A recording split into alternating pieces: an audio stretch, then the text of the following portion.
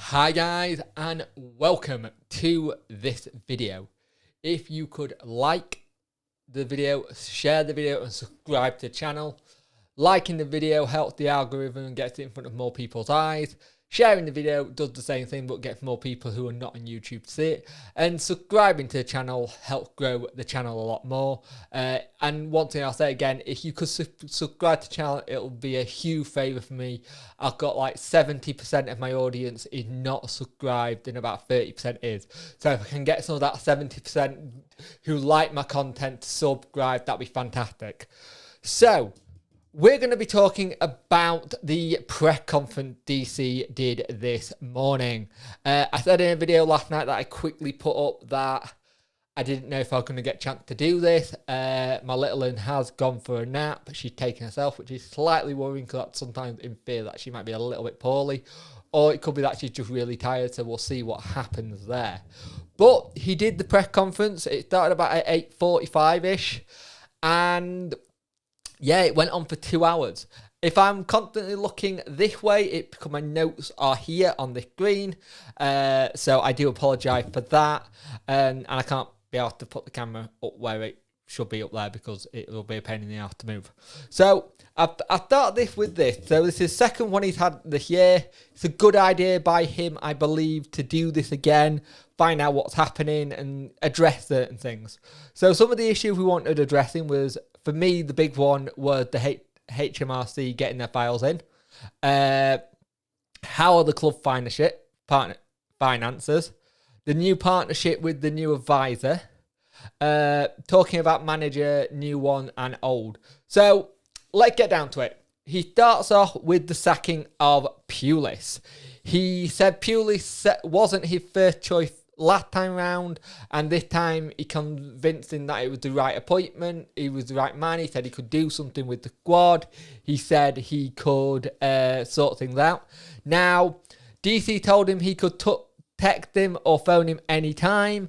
He understood that he needed players, Chansiri, and he wasn't convinced by the last time he spoke to him. And it feels like he was trying to talk himself out of the job. It seems like Pulis has gone, this is a lot of work, I can do it. But the way Chansiri's talking, and remember, we'd only got Chansiri's side of this story. It would be very, very interesting to know what Pulis does and if he got any kind of thing, if there might be a defamation suit here. I hope not. I hope there's like something. But it'll be interesting. Chairman can say what ex-manager can say what they want. Let's put it that way. It sounds like he didn't talk to him on the phone. It was all via email. I don't know if that was purely being respectful of time zones and stuff like that. But it is what it is. It sounds like they wanted more communication. The communication wasn't right. And also, in it he goes, he wasn't convinced first time around, so why hire him again?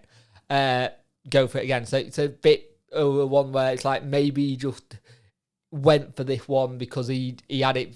He was like his next person he thought of, kind of thing. You know what I mean? Apparently, Pulis wanted Sam Hutchinson to come back to the club. He questioned his fitness and where he will fit in. He said that some loan players need to go back. So I'm guessing that Flint and possibly Marriott. I don't know about Izzy Brown yet.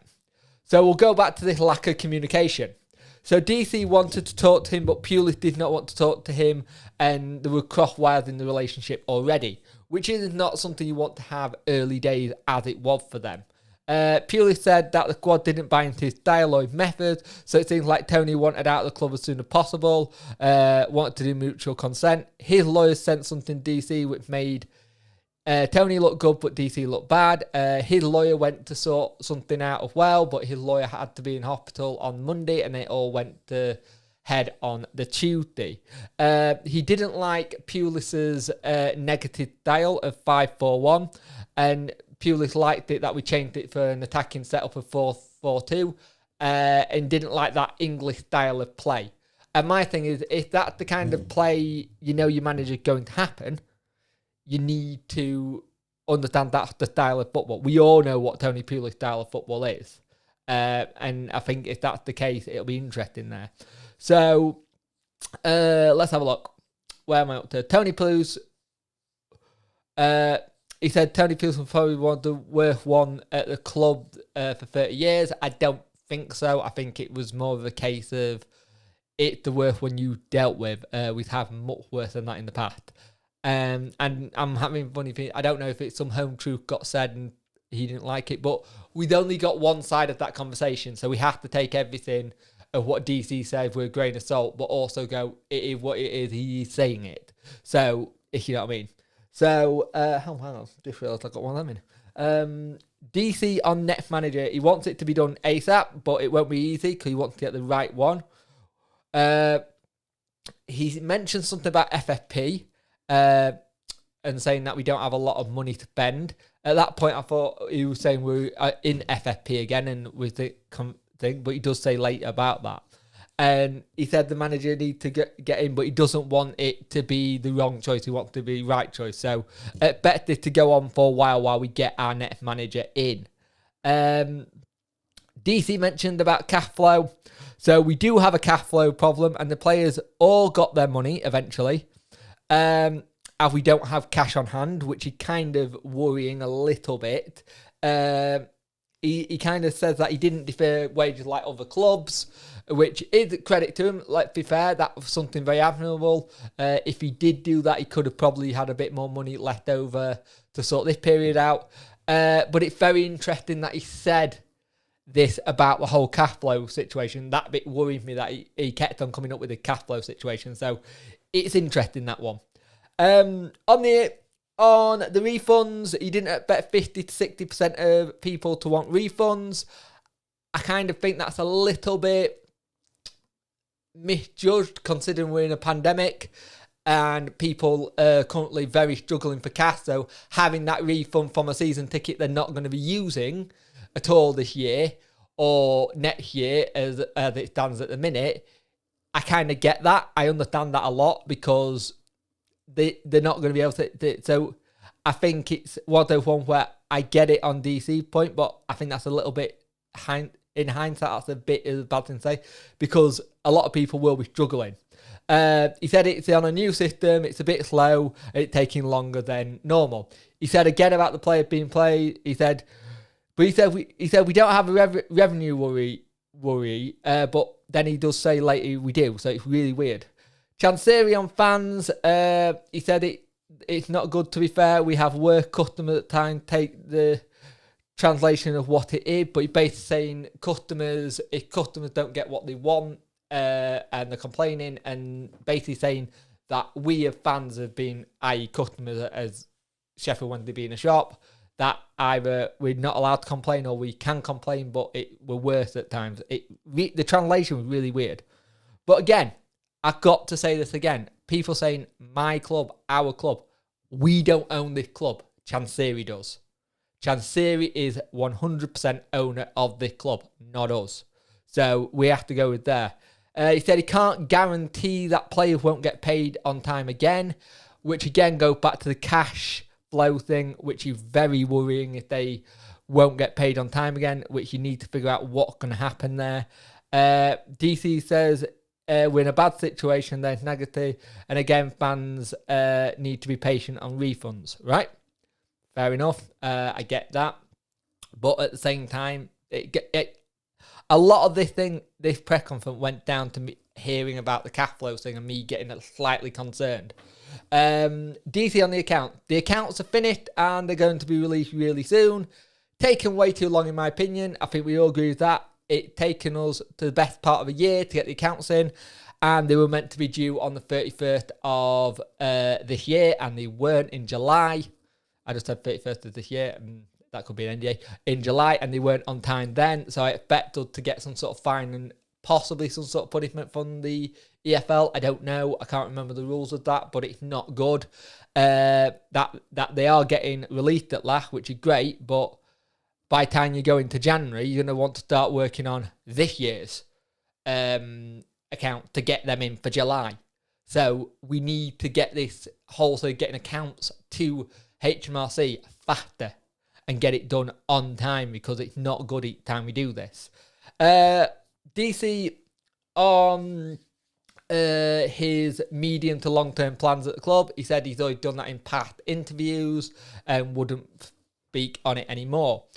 He said on FFE, we don't have an issue when we hand over the accounts. I want to release the account for good and the club for the club, but it's out of his control. He also turned around and said we're not in a financial fair play issue at the moment. He turned on the fans again and said they've not helped him when people said they would support him and saying we haven't supported him. I get that, but at the same time, you're the owner. It's on you to run the club, kind of thing. But at the same time, I also want to stress, none of us are in his position of running the club and making that business in terms of football working what's happening in the world at the moment. So I just want to stress with that. Chansiri on the supporter trust, if he's going to talk to them, they need to be constructive and try and give trust to them, and they need to put some stuff that out that are not true. Then he's unaware of the letter from the trust, which is interesting. DC on his advisors, he have many footballing sides and commercial sides, and so far they all seem to be doing not well in their job at times. DC on selling up, this is one that got brought up and I thought it was interesting.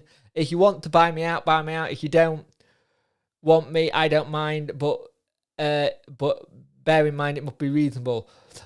On this, I don't want him to sell up as such, but if he is struggling with cash flow, get more investors in, get more people to help you. Don't give too much of the club away that you might have it turn on you, but get people to help you invest into the club a bit more. Because obviously there is a cash flow issue again, and it gets brought up again and again. So it's going to be interesting to see what he says. He said, if the fans want to buy me out, like the 200,000 of those, we could buy him out. It's not that simple, though, DC. Not everyone's got mega bucks. Not everyone's thing. At the moment, people are losing money because they can't work due to the jobs being furloughed, or they haven't got a job even because the job that they have isn't there. I want him to kind of realise that this club is a working class club. We're not a London. We're not a down south where there's some money.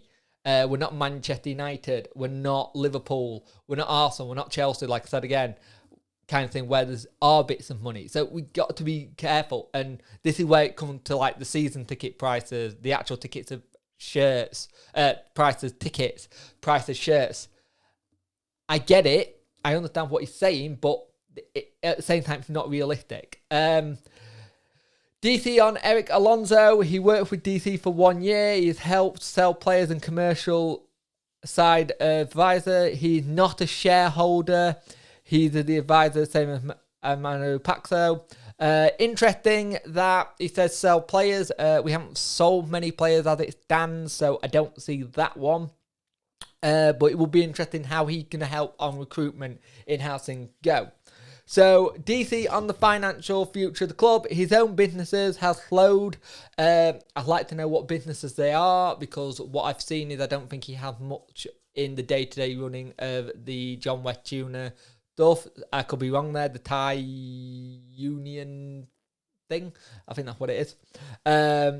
I haven't seen anything where he got any day-to-day running with that, so that's interesting.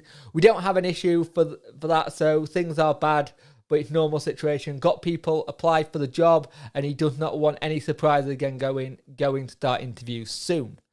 But he says that we don't have an issue there, but he keeps up bringing up this whole thing with cash flow. Now, remember, English is not his first language, so some things might have been said in the wrong order for him or not right. So I'm not wanting to defend him too much in this sense. But again, it goes back to this whole cash flow thing. DC on younger players, contracts have been talked and some deals are not finished yet, but agents are starting to get in the way with wages. So ideally we want to get them tied down, some of the young lads, and get them all sorted. But when you start getting wages and agents involved, it's going to be interesting. They want to keep the structure of the wages at a good area, which is good. I like hearing that. DC on British managers. I don't care if it's a foreign or British manager. It's just got to be the best one for the club. On managers who we're linked with, one of them is the German bloke. I can't remember his name. And Chansiri just went, who? So kind of said, but he said a lot of the whole things his advisors are sorting out. DC on investments of the club. He's had he hasn't had an offer where he can't refuse yet to sell the club. He's had many investors come to him, but again, not many people he's gone for. He's had people want to buy the club or invest. I feel like there was a bit of spin to try and say, look, there is interest in the club, or trying to make interest in the club. But we can only go with what he's saying here. Where am I? So again, it's our fault as well. He's kind of said on the fans, the reason why some investors haven't come in, they see how negative and we are on social media and stuff like, feels a little bit like spin again, but at the same time, I get it. But also, every football club got negativity and people still get investment or sponsorship. So it's that kind of thing. DC does not think we will go into another embargo. Go back to I don't know the rule on the players' situation, because they technically got paid. They just didn't get paid in full. Is it a loophole he found? He said they've been paid in full again. He said COVID doesn't help. And he said he doesn't want to get the club into an embargo again, and he'll try his hardest to not do that. And yeah, you should try harder, because we can't be dealing with that again. He went off and said stuff about Monk, about saying how Monk said there's something really wrong here. Never brought it up with DC, apparently. Didn't say it to him, and it's now all come out there. And it's really weird how he went on Monk as well, so it's interesting. He has said also that his son, Ati Chansiri, has had some horrible things that he won't say in the interview, fair play to him, and said that if it keeps happening, if it happens again, he will go to the police, and you should go to the police straight away, Chansiri. Nobody at the club should be targeting this man's family or kids, kind of thing. At the end of the day, the person who to blame, who runs the club, is Chansiri, Dolphon Chansiri. His kids are not involved with that. His wife is not involved. His brother's not involved with it. It's him. But also, don't throw abuse at the owner as well. If you're going to criticise him, do it constructively, do it in the right manner, and do it in a way that you don't come across being a dick. The ways of getting your point across without yelling and bawling and saying all this lot, the way they're trying to come across as a human being and being nice kind of thing. So it's interesting there. He has said that he has spoken to some players coming in January. They are going to be sending offers out to players who are interested. Interesting one, because no manager, so it can be an interesting one there, because you want to have a manager in before you got players, but I understand we need to get players in. Also, how many players are going to see this interview today and go, hang on, you just told the world that you don't pay us on time, so why would I come to the club where I can get paid on time here? You know what I mean? It'll be interesting, that one, because saying the whole payment thing was interesting. DC said he will listen more for investment when it comes. He will listen more and try and take some more. I really hope he does. I want him to do that, because you need that. You need to have investment in businesses. If you don't get the investments in, we really are going to struggle. And this year has been a strange one due to everything that's happened for businesses, but he got to understand that. He said he felt sorry for the money he's lost at the club and stuff like that, like going, it's not their money they've lost, it's my money. At the end of the day, football clubs don't make money, they lose money. It's very rare football clubs actually make money. It's that kind of thing where I think you try to go for broke in the first 2 seasons to get us up to the Premiership, get the TV money, start having a bit of money that way so you didn't have to put too much in. It failed, and now we are where he said fans can blame him, he's accountable. Correct. All through this thing, on the first one he did and the second one he's just done, I like the fact that he's putting his hand up and going, it's me, it is on me, and he's actually taking questions, taking flack. This is more of what we need from him, but in a different way, and someone to help him on the interviews. Very hard at the moment due to him being in Thailand and stuff like that, but yeah. Where we got? We're not... He said, I said we've done the FFP thing, try we're not going to get into the FFP again. He said about the thing about with kids. And that was about it, really. Let me just make sure I haven't missed anything else. But overall, what I got out of this press conference was he's He is trying. There is a slight issue with finances, which we know. The thing that annoyed me is that we kept on going back to this whole cash flow. There's a cash flow problem. And if there's a cash flow problem, you're the owner. Go out and try and get us some investment. Get someone in to help you if they get that cash flow. Find out what they want with that as well. Chansiri didn't want to talk about the reason behind Pulis's sacking, so which is interesting. It was all in all, I've got to admit, all in all, it's like his last one, where we have to go with what it is, what he said. The other thing is, target this year, he said playoffs are very difficult. We need to stay up, and that's what we need to think about for this season. Finally, he'd gone off the whole kind of needing to hit playoffs. He'd now put where we are. He said we've had quite a lot of applications in already, but he wanted to get it right. They did ask about what the cost of sacking Pulis was, and he's not actually said anything on that. It's more of what we got last time. Like I said, I'm grateful that he took the time to do this and get things sorted. But at the same time, it shows you that he does need help to run the football club. And I really want him to go get the help to run the football club. But that's my take on it. I'd love to know what your thoughts about this is in the comment below. I may do a live stream tonight on this, if possible. I do have some Zoom New Year Eve planned stuff. So we'll see if I get a chance. But thank you for watching for this 21-minute video, if you got to end of this.